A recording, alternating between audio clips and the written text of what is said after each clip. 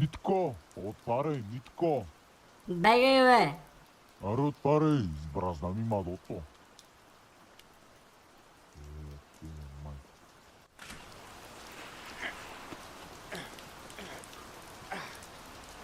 Намокри ме, бе, хуй сплескан.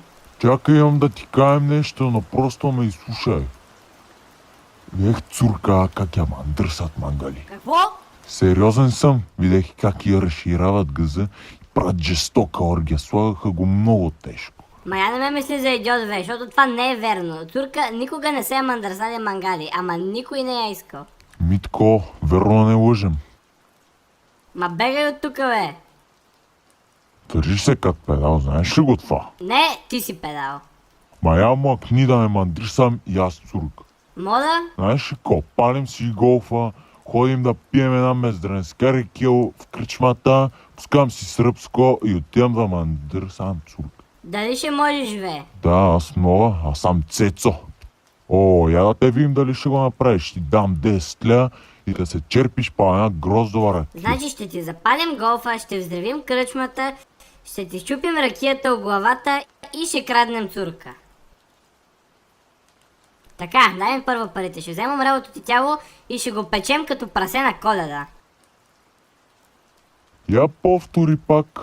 Ей, сплескан хуй! Са ти е бах майката. Ей! Палио, къде палио отидехме, бе? Кой това говно в банята? Бати, спана ме кръста от тебе. Да ми мадото. Е, педал. Е, сега те спипах. На тя Ева, мамо, на тя на ракия, на тя на бира и още, на тя на ракия.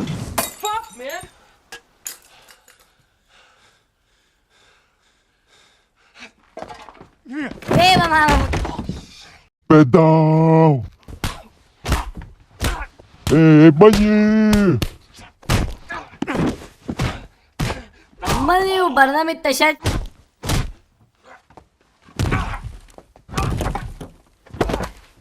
Ой, мамо!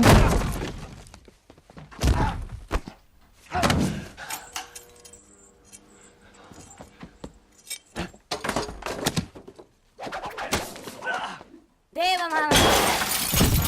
Обласнах си главата, Ева. Са ти е бах майката. Мале, не газа ми, бе! Не, ще пръдна, не!